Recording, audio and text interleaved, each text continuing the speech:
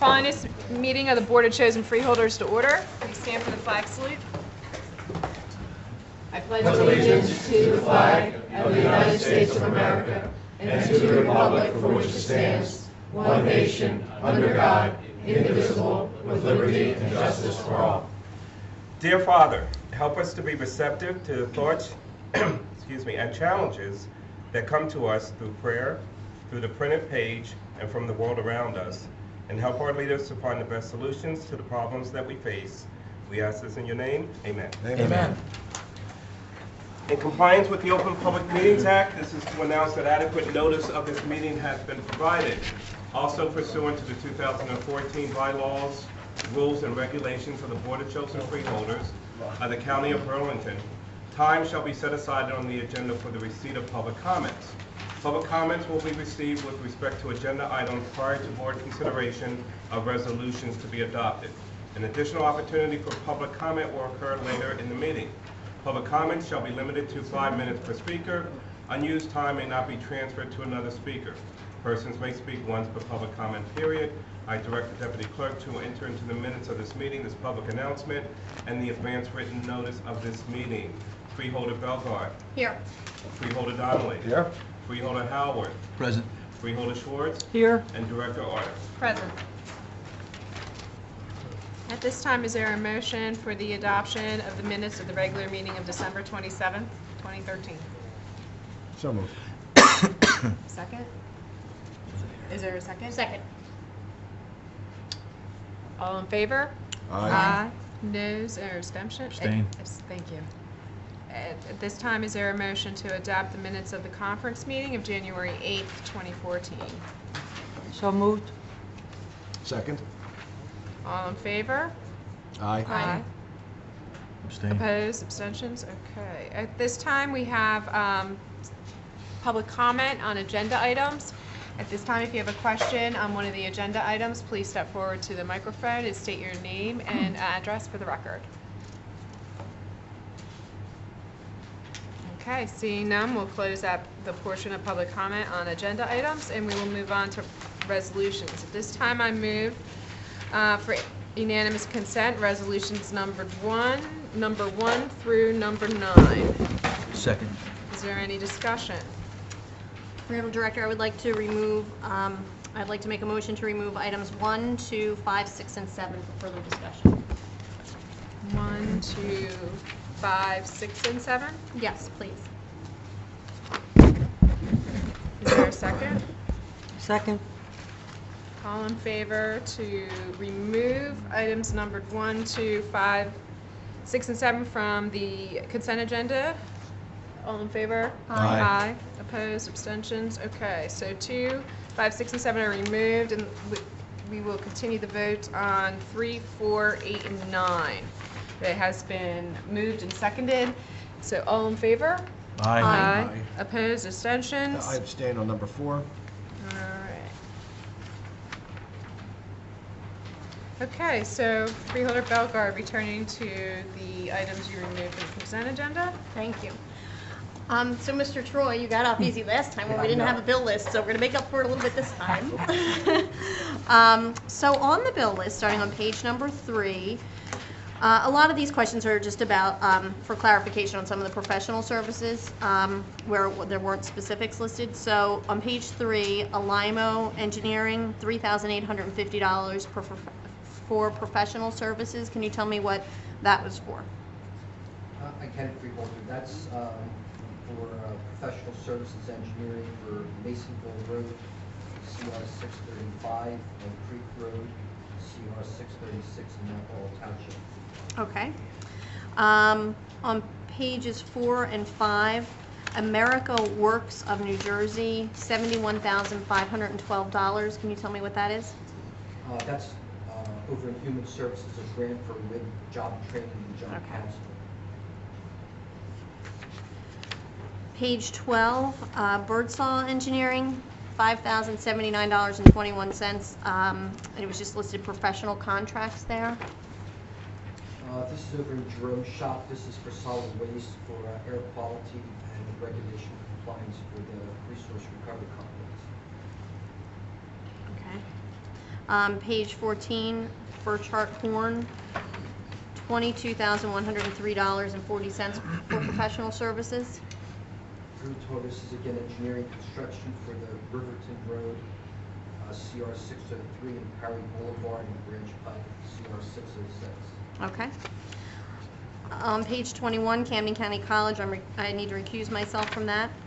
Page 41, environmental resolutions. There was one entry that said professional services, $3,882, maybe, if I can read my handwriting correctly.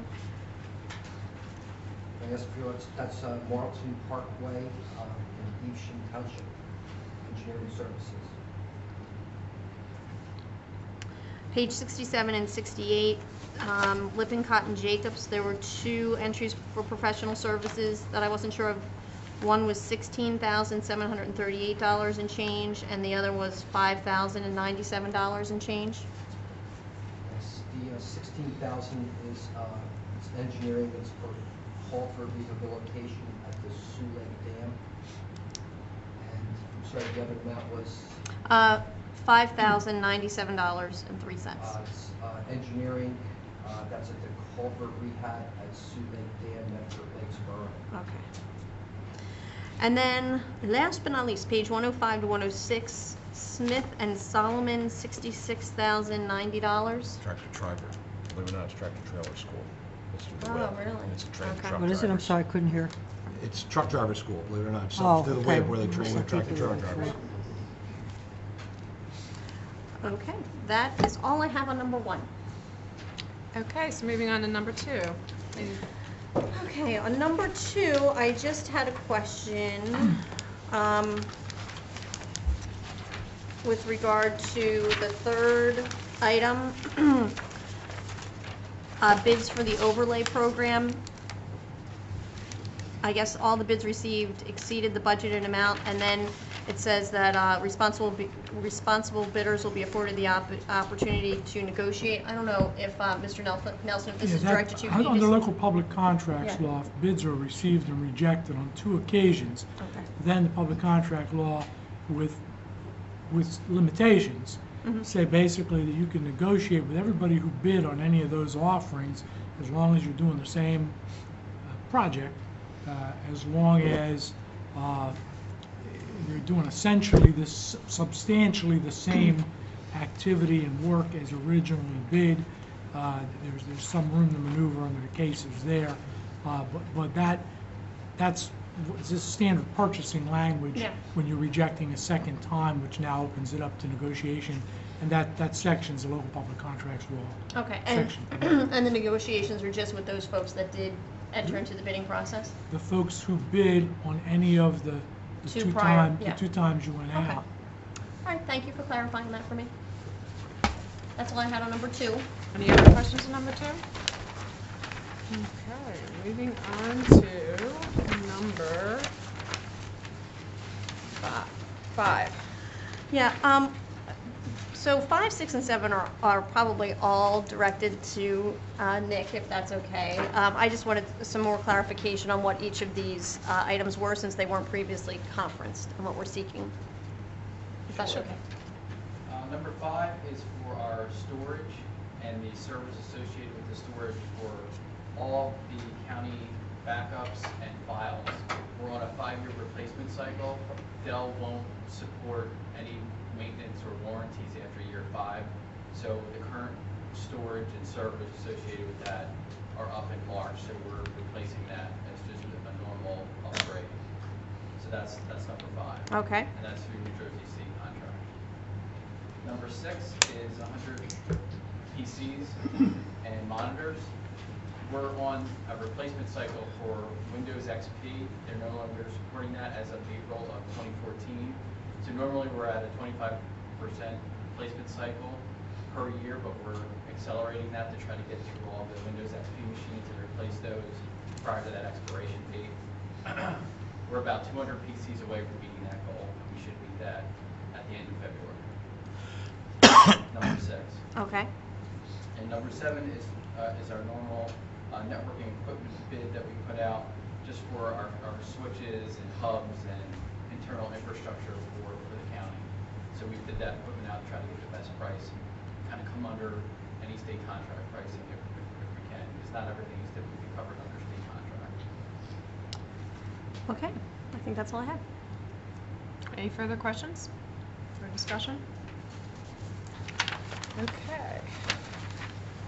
So at this time, we'll vote items number 1, 2, 5, 6, and 7. All in favor? Aye. Aye. Opposed? Abstentions? Just my abstention. as Correct. noted. Extension as noted. Thank you. Okay. Moving on to Mr. Donnelly. Thank you, Director. At this time, I move for adoption of resolution number 10. Second. Any discussion? All in favor? Aye. Opposed? Abstentions? Moving on to resolutions proposed on behalf of Freeholder Howard. Thank you, Director. At this time, I'd like to move for unanimous consent resolutions 11, 12, 13, 14, 15, 16, 17, and 18. Is there a second? Second. Any discussion? Okay. Hearing none. All in favor? Aye. Opposed? Abstentions? Okay, moving on to resolutions proposed on behalf of Freeholder Schwartz. At this time, I'd like to move for unanimous consent for item number 19. Second. Any discussion? Hearing none. All in favor? Aye. Opposed? Abstentions? Any questions from the press? No, nothing like, thank you. Thank you for coming out this evening. We appreciate it. Okay, at this time, we open to any public comment. Please step up, state your name and address for the record. Thank you. Even though I know you're Mr. Stern. Keith Stern, I'm from Mount Laurel, Normandy Drive. If you remember, at the end of last year, I had some questions about a contract that went to Mass Construction for Engineering Services. Mr. Donnelly suggested that I upload certain documents, which I did. And I'd like to thank Mr. Freston for providing those documents. As you imagine, reading those documents generated a few more questions, and that's what I'd like to go over today.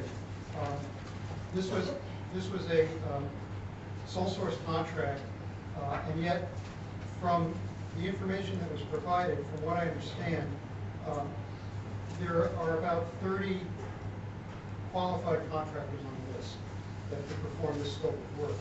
So my question is, were any of the other 29 or 30 companies solicited for this? Did they receive the RFQ for this scope of work?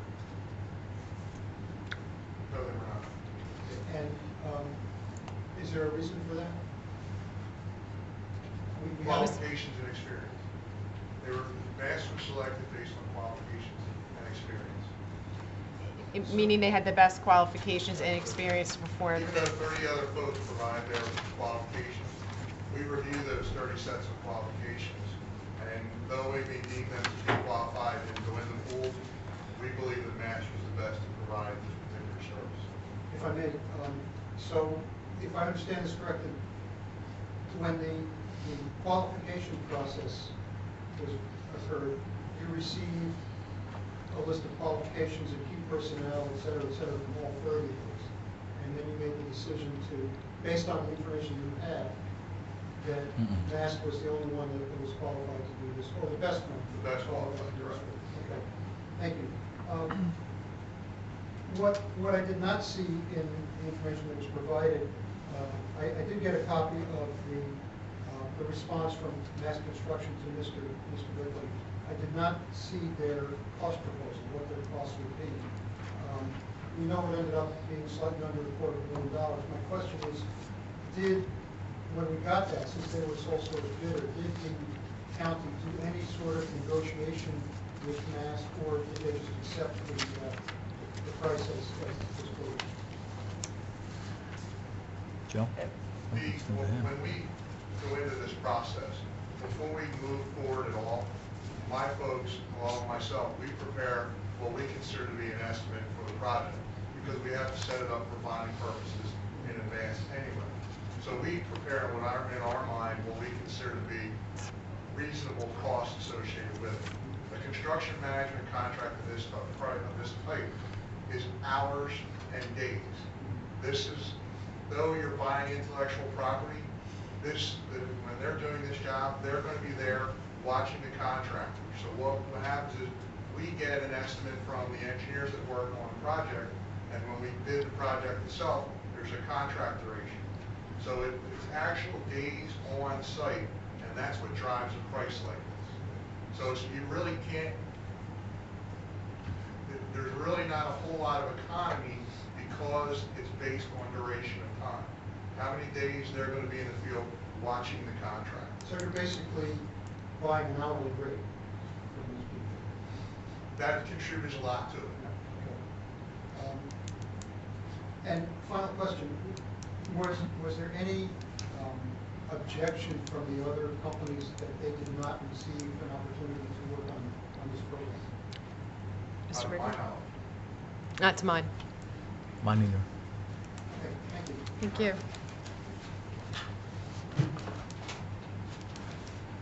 Is there, oh, go ahead, and then, sir, she'll go, and then you? That's fine. Okay, thank you. Hi, my name is Jennifer Mashinsky, and I'm here because I found out from Human Resources today that I had overage sick time from 2013 that's going to be taken out of my paycheck next week.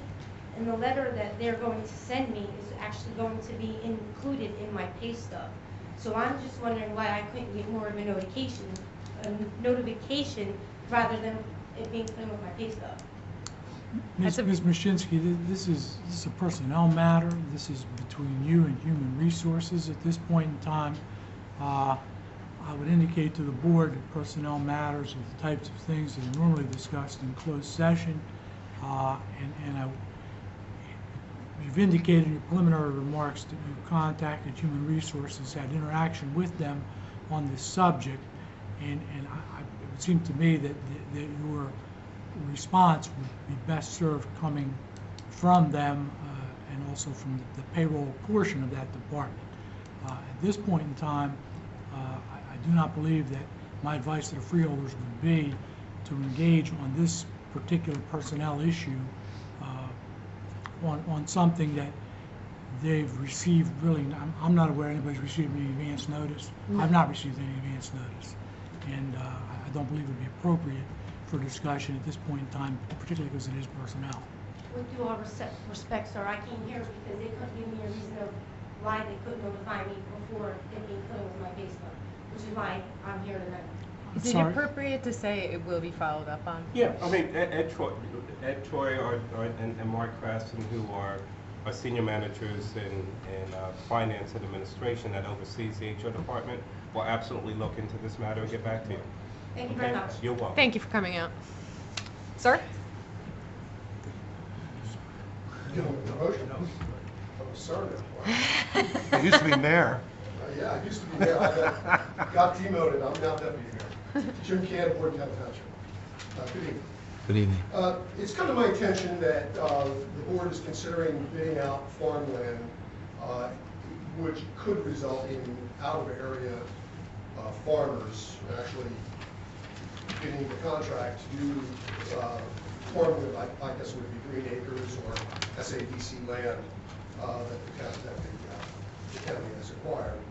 And I just think that and I don't know whether you've done this yet or not, but I think it's important that you have some of the experience that we had in Burlington Township when we did that. About 6 years ago, the township decided to go out to the highest bidder, and we did. And he did pay more. But the land the crops weren't rotated. The land was not taken care of. It was not fertilized. It was not properly cared for. A lot of it was allowed to be overgrown. The local farmer that for years had farmed this land for us, he not only took care of the farmland, he took care of all the land that bordered it. He also was a major contributor to our local events, providing tractors, wagons, you name it. So we also lost that. So we lost the maintenance of the area around it. We lost the care of the land, the soil. In essence, it was a lose situation. Yeah, we got additional money for a couple of years, By the way, last year he walked out, so we didn't get that.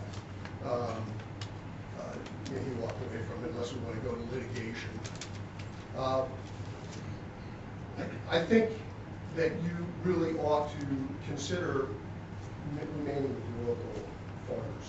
I mean, if you want to put it out to bid and see if you can get a little more and maybe negotiate with your local farmers, there's nothing wrong with that. But in terms of people who care for your property, care for your land, do what is right. I think it was very much, and has been our experience. We've returned to the local farmer over the last 3 years, just renewed it, and we did have a bid that was higher, and we accepted his lower bid because he rotates his crops. He keeps the land in good condition, he fertilizes it, he takes care of it properly, and he's now back to taking care of other areas of our town that he happens to be driving down with his tractors or equipment. So there's some real benefit to having your local farmers farm your land. May not be monetary, but I think really it's a case of, you know, kind of like penny wise and pound foolish. I think you're getting a little more up front, but ultimately the cost will hurt. And that's what we found in my time. Thank you. Thank you. I have a lot of questions. Yeah, I have a lot of okay. questions. Oh, go right ahead. How did you manage to comply with statute then? I mean, it sounds like you were on the governing body when it took place. Our bid was always put out with that we reserve the right to not take the highest bidder. Again, I ask, how did you comply with the statute? As far as I know, we comply. As far as you know, or you did comply? We did comply. Can you check that, Pete? So, I'll check that. Wait, is this in production today? yes. Okay. How long was it, like, where is this tract actually, first of all? Well, all of the Green Acres land that Burlington Township is in charge of. You farm all of it? We farm a good deal of it, not all of it, but a good deal of it. But could you give me a specific as to where? Sure, Crossroads Road, the Veterans Park area. That's in, there's production there? Yeah. If you go, going down the same road, coming from Route 13206 merge down Crossroads Road, on your right is another farm that's about 50 acres, that's in production. Our bike path is there. I can't remember the name of the other any longer. We've owned it for a while. There is farmland on Hogback Road that is under production. There is on Georgetown Road by the as you go under the turnpike, there is land under production. And the municipality owns all this land? Yes. Well, it's Green Acres. We manage them. Right, okay. And your bid was written in such a way that you reserved the right not to take the lowest bidder. You've got that. I want you to check on that. And your attorneys approved this and prepared it? Go ahead. Thanks, that's all I had. I have a question. Sure. How do you indemnify the farmer for taking care of other properties that he drives by that he's not under contract to? Obviously, it's not a benefit that we demanded that he do or request that he do. Right. He did it. And all I was trying to demonstrate to you is that local farmers tend to care for their community. And I mean, I don't, He's never asked for any indemnification from us.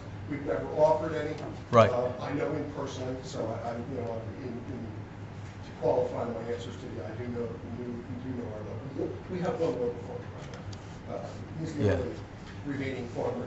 and the only reason why I ask is because if something should happen to a third party and he's responsible and he's on your property and he's doing something, I just want to, I mean, if I want to make sure that, as we continue to explore this situation. Well, I'm not saying that he goes all over our township, Right. maintaining our land. I mean, don't misconstrue my words. Okay. I'm just saying that there's shoulders to the roads that aren't farmland that's under construction. When he's doing his farmland and, that shoulder is overgrown, he cleans it up. There's land back by the school, near the school, where, the kids go back there and they throw their bottles and their McDonald's wrappers and whatever, and he cleans that up.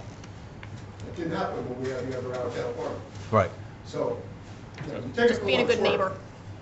He's a good neighbor, he's a local man, he's lived there all his life. His family's farmed in Burlington since, I think, 1903. Right. is to bring the power across from the island. Do you have language in your bid that limits it to a I- Bordentown resident I'm only? sorry, Joe, I honestly don't remember the exact language. I'd be glad Well, you to mustn't, provide it to you. if it went Well, out it's of the 3 years Bordentown now, towns. but it's 3 years. It's 3 And years. Jim's been there with for a 3 one-year years. renewal. Yeah, it's a renewal, we renew it every year, but it's a 3-year contract. Okay. That's why I Okay, wanted the yeah, clarification yeah. as to how long ago it was. So I'd the like to contract see a language copy of the might agreement. change. I'd be glad to- What happens if you get a local farmer that beats him in the bed? Or you still reserve, is it just going to this guy? I mean, We only have one. local's Burlington County. No, local to you is Burlington County. Local to us is Burlington Township. So are there different criteria, like are there qualifying Then it's very criteria? good bid. It's, There's only one bidder then. No, we actually had other bids, but they weren't. But the last bid's time written we- in- The last time we put up the bid, the difference was minuscule. $100, $150, something like that. Okay. I agree with you. I like the concept of local farmers. The only thing that I'm not gonna do is violate the statute. And that's why I'd like to see I'm asking you to do what that. you folks have. As far as I know, that bid has gone out that way since way before my time. Actually, 6 years ago was before my time, so. Okay. And it was in that contract that when they gave it to the out-area farmer. That language was in there. They just didn't exercise it that time. And they had exercised it before. So we're talking about 2008. I wasn't Right. elected to township committee in 2008. That was in a whole other committee, quite frankly, another party. So it didn't involve me in that matter. As you know, at that time, single party control of our township at that time. So that language was already in there back in those days, and it's never been removed. Okay. Can you send us all a copy? Sure. Yeah. And Glad to. I think in our RFP, or what, no, It's a bid. bid. I say it wrong every time, I apologize. I think that we had some qualifying language like that as well, but it's been a couple weeks since I've looked at it. But I think there was some like reservation language in there. But I have to go back and look at it. Residency? No, nothing that specific, and I don't know if theirs is that specific either, but like, there's a reservation that we can reject, the highest bid, or it's something along those lines, but I have to go back and look at it. And Well, I will think that's compare the two. boilerplate, pretty much all Yeah, I think contracts, it's but boilerplate. that bounces back It to usually previous presumes that- experience. that for some reason, the highest bidder's not qualified, or you have bad experience. or But that's based on some very other- specific circumstances and experience that the county would have with that bidder, correct? Right. Yeah. Or that bid itself. or the The bid bidder, the bidder, whether they bid on that or anything else, and had a bad but only in the experience. county. Only in the county. Let me put it to you even more talking then. Rather than go out to have this happen to our town again, I would restrict it to, our township or in 2 or 3 townships our bid, if that's possible. I would put that restriction in as opposed to allowing it to go in Right. other places. But there I think it's that. are state rerestrictions to the law, There and, very well and is. that we Yeah. have to operate I'm not within. an attorney, I'm just a lowly appraiser. You want to talk property values, I can talk. That's, well, And thank, the bidders that came in higher, they didn't come back, and there's been, No. knock on wood, no litigation or anything No. like that, yeah. No, there's nothing preventing that. No, I know them too, by the way. Matter of fact, I'm very good friends with them. Or you were. Ran the tournament, ran the director of a very large tournament with the wife for about 5 years, so. Got to build it very. We need to look at our whole bidding process. I've heard from some of the farmers that have expressed concerns that because we go out to the highest bidder, I'm told, and this is only anecdotal, what I'm being told, is that the private landholders are now charging our farmers more because they know that they have to pay the county more. So it's causing a financial hardship or a whole ripple effect. Also, there's the issue. Private landlords is what you're I saying. Yeah, need the a private better landlords. explanation. I don't understand that. So the So- private landlords are seeing that higher bids are coming in on county Right. property, Yes. and they are upping their leases now, I think is the fear, right? So the suggestion is we should artificially lower the market? No, I don't think that's the suggestion. We I should think recognize that we're causing, we have to recognize what our actions are doing. And like you said, what is it, penny wise and pound foolish? Because if we're going to, I don't want, that's pardon me a right. moment. The question here really is how restrictive is the law? Well, that's what we're going to look into. Pardon me. And so the question is, what does the law require? And this item was not on this evening for action, basically because we want to research it further and find out a little more clearly what the lay of the land is before taking action on it. And I don't think anyone here has a clear idea of the statutory requirements of this law. And so that's what we have to operate within, the state's restrictions Right. of how we bid the land and move forward and find out what a better idea of what those restrictions actually are. So instead of guessing at what they are or projecting this is what's happening, I think we're researching and we're looking into it, and we are getting a better answer on that, and because we understand there are concerns, and we want to make sure we have a full, clear picture before taking action. And thank you for bringing Bring your. that up. I knew that it was not on your agenda tonight. Okay. I would also like our attorneys to look at the point, you said you were able to restrict it to residency in certain Right, areas. we've asked us- Could you look into that also? Because I know already we've asked gotten me to do bids that. from out of state or out of county, and Just we be want to clear, do buy though, local. the deputy mayor didn't say that. I actually put words in his mouth.